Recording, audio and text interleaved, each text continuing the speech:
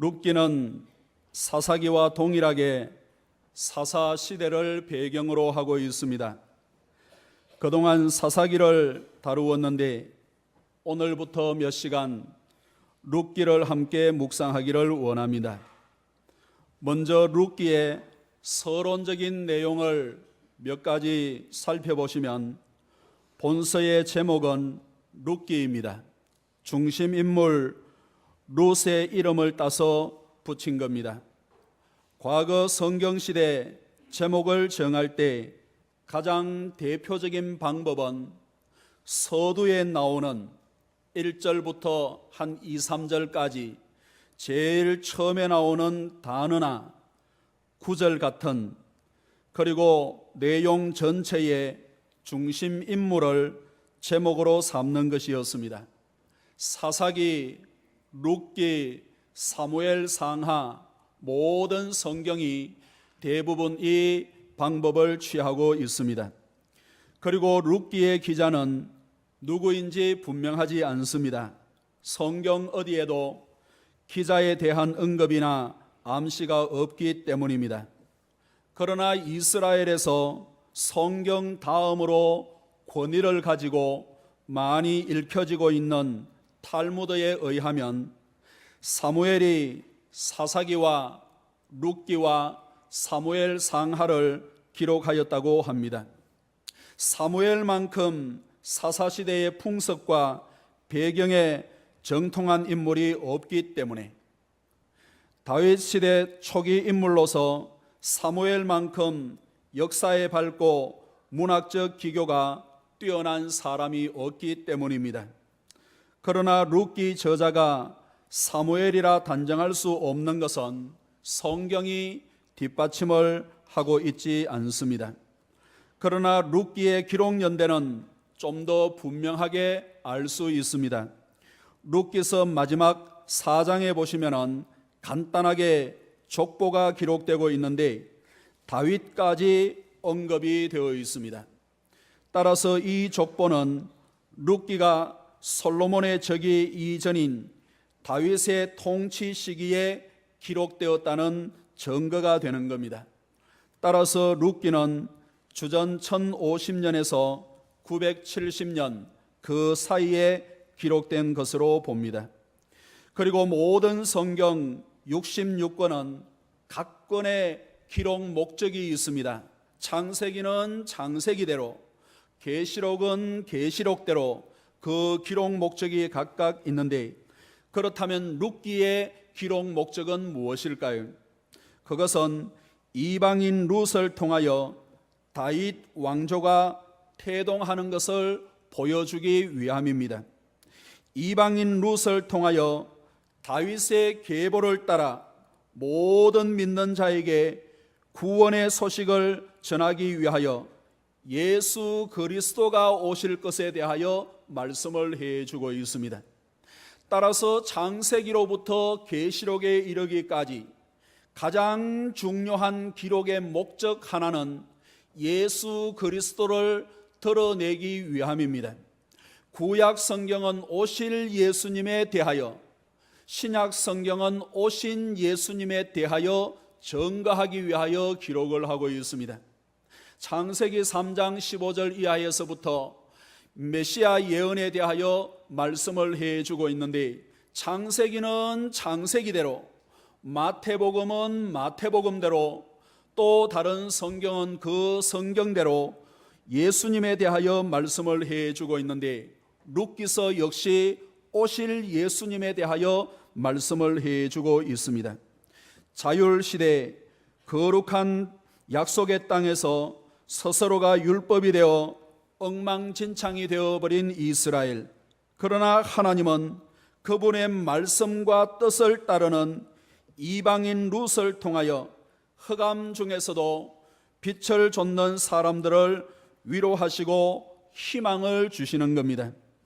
밤이 깊으면 깊을수록 새벽이 가까운 것처럼 사사시대의 짙은 어두움을 걷어내시고 다윗의 후손에게서 예수 그리스도가 오시는 것을 보여주시면서 흑암 가운데 살고 있지만은 빛을 구하고 있는 이스라엘 백성들에게 희망을 주시기 위하여, 그리고 하나님의 뜻을 따르고 순종하는 모든 이스라엘과 이방인을 구원하시기를 기뻐하시는 하나님의 심정을 룻기서를 통하여 우리에게 보여주고 있습니다.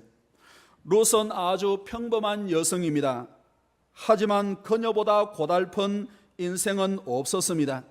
남편을 일찍 보내고 늙은 시어머니를 모시게 되었습니다.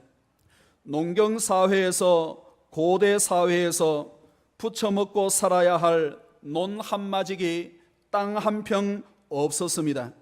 그러나 지금은 어렵고 힘들어도 아들이 있고 자녀가 있으면 내일에 대한 꿈은 꿀 수가 있었을 테인데, 무심한 남편은 아들 하나 남겨두지 않았습니다.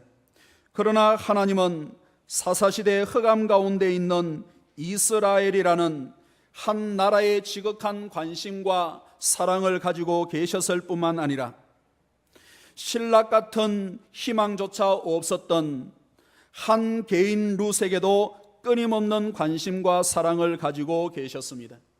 마침내 우주보다 더 크신 하나님의 사랑이 저 지구 한 모퉁이에서 가슴 아리를 하면서 고통 가운데 있는 한 여인 룻을 부르셔서 지금의 룻이 되게 하셨습니다.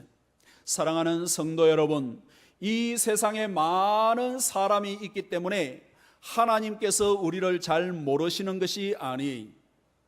그리고 우리의 잘못을 떠나서 하나님의 관심은 우리를 보는 그 순간마다 동궁이 확장되고 우리에게 더욱더 지극한 관심을 가지고 계시는 거예요. 많은 사람들이 있지만은, 그 가운데 놀이터에 많은 아이들이 놀고 있지만은 부모의 시선은 항상 어린 자기 자식에게 향하고 있고, 아이의 몸놀림에 순간순간 변화에 동궁이 확장되는 것처럼 하나님은 이 세상의 많은 사람들 가운데 저와 여러분들을 지금도 관심 있게 지켜보고 계시는 줄로 믿습니다. 우리가 이 지구 한 모퉁이에서 하나님의 말씀을 쫓고 그분의 사랑을 힘입어 신앙으로 성장하고 성숙하는 계절이 되기를 간절히 원합니다. 따라서 룻기는 아주 짧은 넉 장밖에 되지 않지만 아주 중요한 세 가지 주제를 다루고 있습니다. 첫째는 룻기는 어떻게 해서 선택받은 이스라엘의 한 가지가 꺾어지느냐, 이것을 보여주고 있습니다. 엘리멜렉 가정이 어떻게 해서 믿음에서 떨어지게 되는가, 구원받은 사람이 어떻게 해서 은혜에서 벗어나게 되는가, 이것을 한 가지 주제로 보여주고 있습니다. 사랑하는 성도 여러분, 하나님의 은혜를 받은 우리는 믿음에서 떨어지지 않기를 간절히 원합니다. 한량없는 하나님의 은혜를 받은 우리가 세상적인 어려움 때문에 믿음을 저버리지 않기를 간절히 원하는 거예요. 엘리멜렉이 은혜의 땅에 흉년이 있고 어려움이 있더라도 믿음으로 인내하고 기다렸다면 곧 풍성한 풍년을 만났을 텐데, 그 흉년을 피하여 모압으로 내려갔다가 모든 가족들이 꺾이고 말았습니다. 저는 모든 성도들이 세상에서 당하는 고난 때문에 믿음에서 떨어지지 않기를 간절히 원합니다. 둘째로 룻기는 어떻게 해서 이방 여인 룻이 구원에 이르게 되는가, 이것을 큰 주제로 보여주고 있습니다. 신명기 23장 3절에 보시면은 암몬 사람, 모압 사람, 이 사람들은 여호와의 총회에 영원히 들어오지 못할 것이라 라고 분명하게 말씀을 해주고 있습니다. 결코 구원을 받을 수 없는 모압 여인 룻이 어떻게 해서 이스라엘의 꺾어진 가지에 새로 접붙이게 되었는가, 이것을 보여주고 있습니다. 율법보다 더 크신 하나님의 은혜의 복음이 있는 곳에는 누구나 구원이 있는 줄로 믿습니다. 로마서 11장 17절에 그것을 말씀을 하시고 있습니다. 또 한 가지 얼마가 꺾이었는데 돌감람나무인 내가 그들 중에 접붙임이 되어 창감람나무 뿌리의 진액을 함께 받는 자가 되었은즉 라고 말하고 있습니다. 이스라엘이 만일 한 가지도 꺾이지 않았다면 우리 이방인들이 그 가지에 접붙임을 당할 수 없었을 거예요. 그러나 하나님께서는 이방인의 여러 가지가 꺾이게 하시고 그 가지에 훨씬 더 많은 이방인들 접붙여 주셔서 오늘 저와 여러분들이 하나님의 자녀로 거듭나고 하나님 앞에 예배드리는 참믿음의 성도가 되었습니다. 사랑하는 성도 여러분, 하나님의 총회에 영원히 들어오지 못할 것이라고 했던 이방인 룻이 구원의 접붙임이 된 것처럼 우리 모든 가족과 친지와 사랑하는 형제 자매가 예수 믿고 예수 안에 새로이 접붙임을 당하는 그러한 은혜가 있기를 간절히 원합니다. 셋째로 룻기는 창감람나무의 접붙임을 받은 은혜의 땅에 들어온 룻이 어떻게 참된 안식을 얻게 되는가, 이것을 보여주고 있습니다. 하나님의 은혜의 땅에 들어왔지만 세상을 살아갈 때 어렵고 힘들게 살아가는 사람이 많이 있는데, 그러나 이방인 가운데서 하나님의 땅에 들어왔지만 어떻게 참된 평안과 기쁨과 안식을 누리게 되고 마침내 그 가운데 후손 가운데 예수 그리스도가 탄생하게 되었는가, 이것을 룻을 통하여 우리에게 보여주고 있습니다. 룻은 남편을 잃었습니다. 살림살이와 전토라고는 아무것도 없었습니다. 추수 때 다른 사람의 논밭에서 떨어진 이삭을 주어 연명을 해야 하는 고달픈 인생이었습니다. 그러나 룻은 세상의 그 무엇으로 바꿀 수 없는 참 안식과 평안을 누리게 되었습니다. 이렇게 은혜의 땅에 들어오게 되었고 어떻게 해서 영원토록 빛나게 되었는가, 룻은 이것을 우리에게 보여주고 있습니다. 사랑하는 성도 여러분, 우리 모두 예수 그리스도와 연합하여 참된 안식을 누릴 수 있는 저와 여러분들이 되기를 간절히 원합니다. 주님이 이 세상에 오시고 우리를 구원하여 불러주신 것은 영원한 안식과 함께 평안과 풍성함을 누리게 하심이라 라고 말씀을 해주고 있습니다. 요한복음 10장 10절에 보시면은 내가 온 것은 양으로 생명을 얻게 하고 더 풍성히 얻게 하려는 것이라 라고 말씀을 해주고 있습니다. 하나님의 자녀가 된 자녀들을 겨우 목숨만 유지하고 겨우 입에 풀칠할 정도로만 이 세상에서 살아가기를 원하고 계시지를 않는 겁니다. 우리 육신의 부모도 우리 자녀들이 좀 더 나은 삶, 좀 더 아름다운 삶을 살기를 원하는 것처럼 우리를 하나님의 자녀로 불러주신 영의 아버지 하나님께서는 우리에게 구원을 주실 뿐만 아니라 우리가 이 세상에서 풍성하게 승리하는 삶을 살아가게끔 하시기 원하는 겁니다. 때문에 저와 여러분들이 그분 하나님의 심정을 깨달아 주를 의지함으로 풍성한 넉넉하게 승리하는 신앙과 삶이 되기를 간절히 원합니다. 본문으로 들어가 오늘 본문의 말씀은 이렇습니다. 유다 땅 베들레헴에 아주 큰 흉년이 들었습니다. 그 흉년을 피하여 베들레헴에서 한 사람이 아내와 두 아들을 데리고 모압으로 건너갔습니다. 그리고 그곳에서 두 아들은 모압 여인과 결혼하였는데 그곳에 거한 지 모든 남자들은 다 죽고 여자 셋만 남았습니다. 이렇게 룻기서는 눈물 없이 볼 수 없는 한편의 드라마와 같습니다. 그러나 마지막은 해피엔드입니다. 마지막은 마치 어머니 품속처럼 아름답고 풍성하고 따스함이 있는 것이 바로 룻기서입니다. 사랑하는 성도 여러분, 하나님은 상한 갈대를 꺾지 아니하시고 꺼져가는 등불을 끄지 아니하시는 분이십니다. 항상 심지를 돋우시고 기름을 채워주셔서 끝까지 어둠 속에서 빛을 발하게 하시는 분이, 내 시작은 비록 미약하지만 내 나중은 심히 장대하게 하시는 분이 바로 저와 여러분들의 하나님이십니다.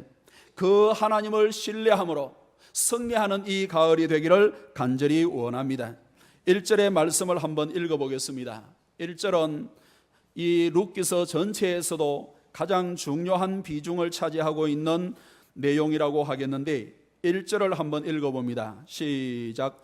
사사들이 치리하던 때에 그 땅에 흉년이 드니라. 유다 베들레헴의 한 사람이 그의 아내와 두 아들을 데리고 모압 지방에 가서 거류하였는데, 사사들이 치리하던 때에 라고 하고 있습니다. 성경학자들은 사사들이 치리하던 때를 영적 암흑기라고 하고 있습니다. 이스라엘이 하나님을 거부하고 자기 소견대로 행하였기 때문에 그들에게 모세 오경이 있었고 하나님의 말씀이 있었지만은 그 말씀을 덮어버리고 자기의 생각, 자기의 삶의 방식으로 살아가던 시대가 바로 사사시대였습니다. 조상 대대로 내려오는 신앙적인 가치관과 기준이 있었지만 그 아름다운 전통과 모든 기준을 허물어 흔들어버리고 자기의 기준대로 살아갔던 시대가 바로 사사시대였습니다. 여호수아 이후로 신앙 교육이 제대로 이루어지지 아니하고 하나님의 신앙에 대하여 교훈을 받으려고 하지 않은 시대여서 결국 이스라엘은 하나님을 거부하고 자기의 소견대로 살아가는 암흑기를 맞이하고 말았습니다. 그동안 살펴보게 된 것처럼 사사시대는 신앙 교육의 부재로 하나님을 왕으로 섬기지 아니한 시대였습니다. 그리고 사사시대는 대상이 바뀐 시기였습니다. 싸워야 할 대상도 바뀌고 결혼해야 할 대상도 바뀌고 섬겨야 할 대상도 바뀐, 모든 것이 바뀐 시대가 바로 사사시대였습니다. 그리고 사사시대는 자율시대였습니다.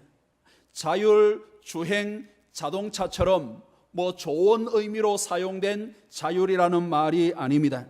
사람 스스로가 율법이 되고 사람 스스로가 기준이 되고 사람 스스로가 법이 된 시대였습니다. 그러니까 우선은 좋은 것 같은데 내 기준, 내 생각대로 살아가니까, 그러나 둘만 모이면 마찰이 생기고 여러 명 모이면 일치할 수가 없는 혼돈의 시기가 바로 사사시대였습니다. 신앙교육의 부재, 대상이 바뀜, 자율, 이 세 가지가 사사시대 시대의 정신이었습니다. 그런데 그런 사사들이 치리하던 때에 그 땅에 흉년이 드니라 라고 말씀을 하고 있습니다. 설상가상입니다. 엎친 데 덮친 겁니다. 그렇게 힘든 시대에 흉년까지 들었으니 얼마나 어렵고 힘들겠습니까? 베들레헴은 농사가 잘 되는 곳입니다. 얼마나 농사가 잘 되는지 방앗간이 있고 떡집이 있는 곳이 바로 베들레헴이에요. 그런데 베들레헴까지 흉년이 들었으니까 온 이스라엘, 온 유대에 큰 흉년이 들어 참으로 살기 어려운 때가 바로 이 룻기서 1장 1절의 모습입니다. 사랑하는 성도 여러분, 거룩한 땅에서 이스라엘이 흉년을 만난 것처럼 성도들 역시 다양한 삶의 영역에서 예기치 않은 인생의 변수를 만날 수 있습니다. 그러나 성도 여러분, 그 인생의 변수, 그 흉년 때문에 신앙이 꺾어지는 성도가 되지 않기를 간절히 원합니다. 본문의 엘리멜렉은 약속의 땅에 흉년이 있다고 모압으로 내려갔다가 믿음까지 다 까먹고 말았습니다. 몇 년이 지나지 않아 자신은 물론 두 아들까지 죽었습니다. 영원히 그들은 약속의 땅에 들어올 수가 없었고 약속의 땅에서 하나님께서 주시는 풍성함을 누릴 수 없었습니다. 왜 그렇습니까? 자기의 소견대로 행하였기 때문에. 룻기서 바로 앞에 사사기 마지막 구절을 보시면 이렇게 기록이 되어 있습니다. 우리가 여러 번 읽었는데 한 번 더 읽어보겠습니다. 한 장을 넘겨 사사기 21장 25절.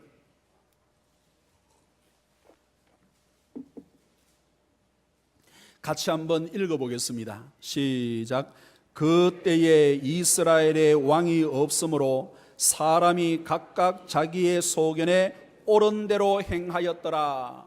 앞에 모든 사사가 통치하는 시대, 그리고 그때 있었던 두 가지 큰 사건, 그것에 대한 결론이 바로 21장 25절이었습니다. 그리고는 한 장 넘겨 룻기서 1장 1절에 시작하기를 사사들이 치리하던 때에 라고 말씀을 하고 있습니다. 지금의 성경은 성경이 기록될 당시에 그러한 형태가 아니고 오랜 뒤에 각 권의 제목이 정해지고 장이 정해지고 단락이 정해지고 1절, 2절, 3절 구분이 되어서 이렇게 편리하게 볼 수 있도록 지금의 성경이 되었습니다. 하지만 처음 성경이 기록될 때는 창세기 1장부터 시작해서 출애굽기 계시록까지 계속해서 다 연결이 되는 거예요. 1절, 2절, 단락 이런 것이 없었어요. 그렇다고 한다면 사사기 21장 25절 이후에 룻기라는 제목이 정해지지 아니하고 바로 나오는 내용이 바로 사사들이 치리하던 때에 라는 내용이 되겠습니다. 그러니까 이 21장 25절의 말씀은 앞에 대한 결론이자 이제 룻기서 이후에 등장하는 또 한 사람이 자기 소견대로 행하고 사사시대에 많은 사람들처럼 살아가게 되는 모습을 설명을 해주고 한 사람이 등장하는 것이 바로 1장 1절에서 등장을 하고 있는 거예요. 앞에 결론이자 뒤에 시작이 바로 21장 25절인데 이제 하나님의 말씀이 아니라 자기의 소견대로 행하는 또 한 사람이 등장하고 있는데 그 사람이 바로 엘리멜렉이라 하는 것을 우리에게 보여주고 있습니다.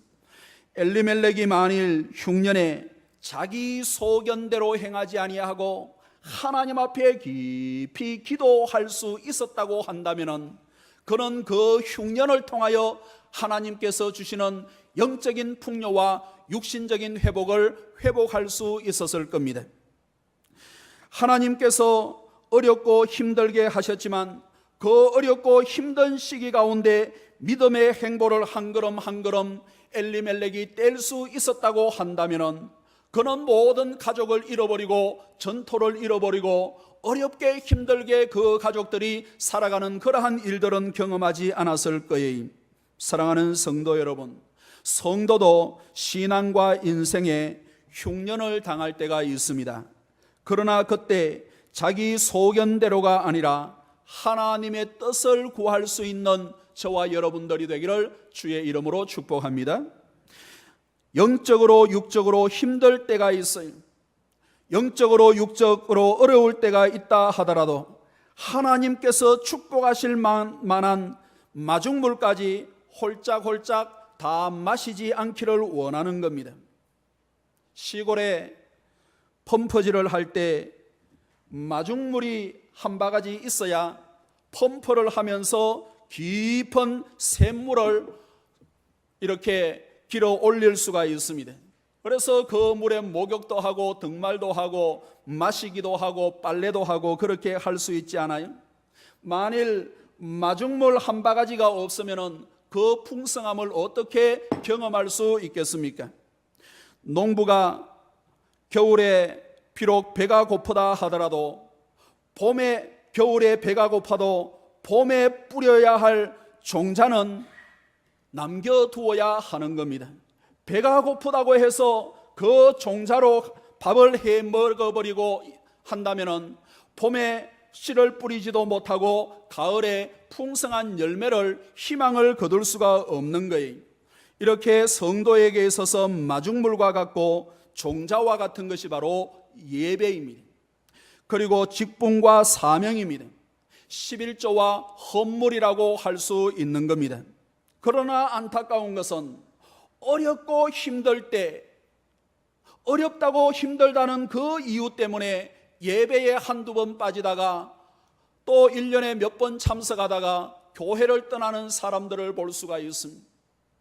어렵고 힘들기 때문에 신앙생활 하는 가운데 하나님 앞에 드려야 할 11조와 같은 헌물들을 어렵고 힘들다는 이유 때문에 그만 중단을 해 나가는 경우들이 있는데, 하나님께서 무엇을 보시고 풍성함을 허락해 주시겠습니까? 마중물이 있어야 되지 않겠습니까?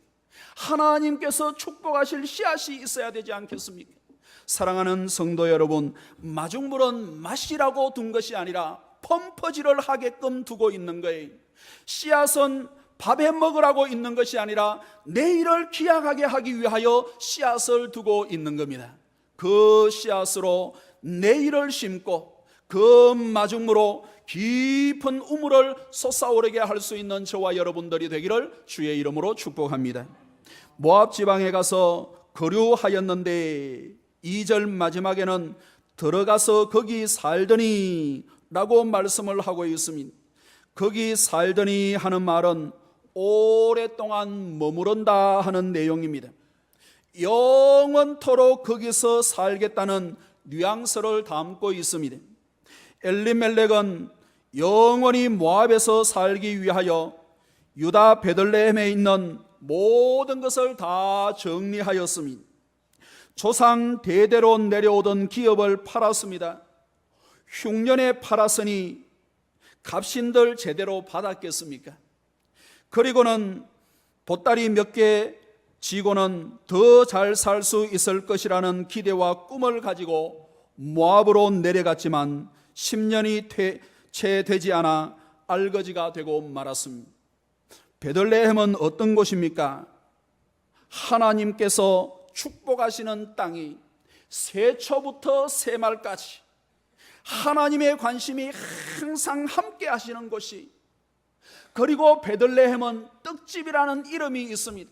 그 당시에 농사가 가장 잘 되는 곳이었고, 그곳에서 영원한 떡과 만나가 되시는 예수 그리스도께서 오실 것이라는 이름으로 그것을 이렇게 말씀을 해 주시고 하나님의 언약이 머물고 있는 곳이, 비록 흉년이 들었어도 하나님께서 베푸시는 은혜와 축복의 범주에 있는 겁니다.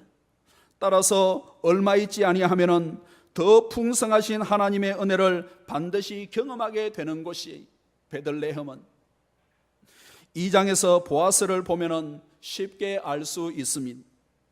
엘리멜렉은 유다 지파의 후손인데 유다 지파가 어떤 지파입니까?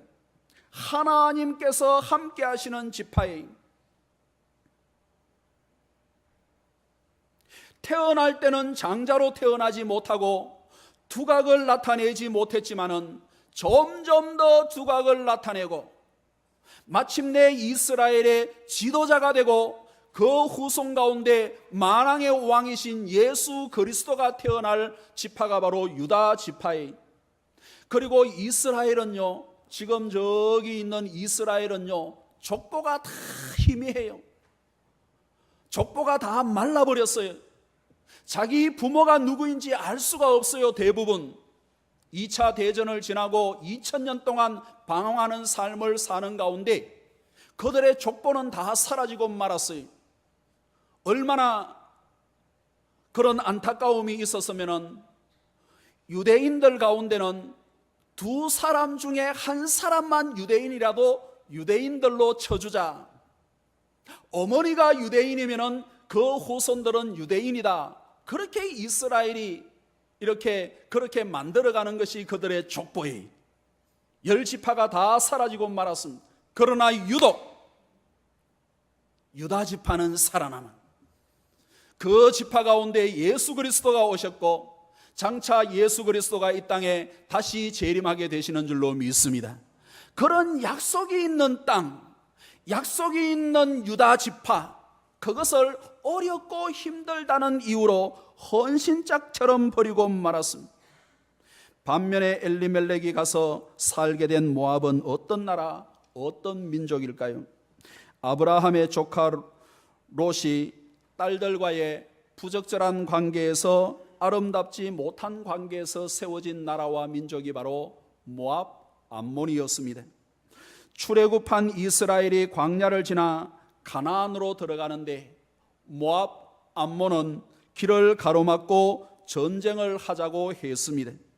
때문에 하나님께서 모압을 영원히 이스라엘의 총회에 들어오지 못할 것이라 라고 말씀을 하시고는, 하나님이 얼마나 괘씸했으면 이스라엘에게 평생토록 모압의 평강과 형통을 구하지 말라고 그렇게 하셨을까요? 신명기 23장 6절에 보시면은 너희들은 영원토록 이스라엘 너희들은 영원토록 모압의 평강과 형통을 구하지 말라라고 말씀을 하고 있습니다. 이집트는 영원히 살아남게 될 것이라, 너희들이 거류하는 때 동안 그들에게 혜택을 입었기 때문에, 그래서요, 저 이집트와 같은 나라는 영원히 있어요. 영원히 있어요.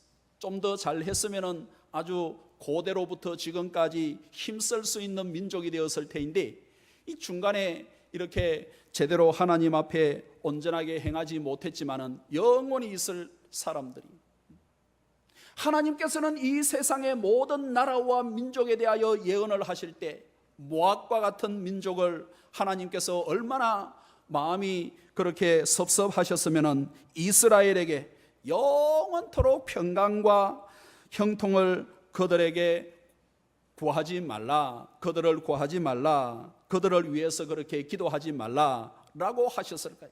그런데 흉년이 들었다고 해서 그들 가운데 들어갔어요. 그들 가운데 들어갔어요.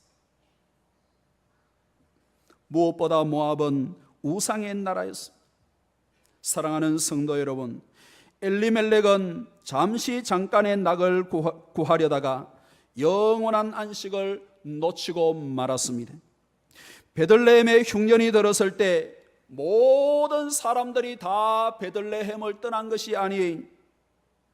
2장의 보아스와 같은 사람은 흉년이 들었어도 하나님의 약속을 믿고 그 자리, 그 땅을 지켰더니 흉년에 더 많은 기업을 얻게 되었고, 풍년이 왔을 때 풍성한 추수를 할 수 있었던 것을 2장, 3장, 4장에서 우리에게 보여주고 있습니다.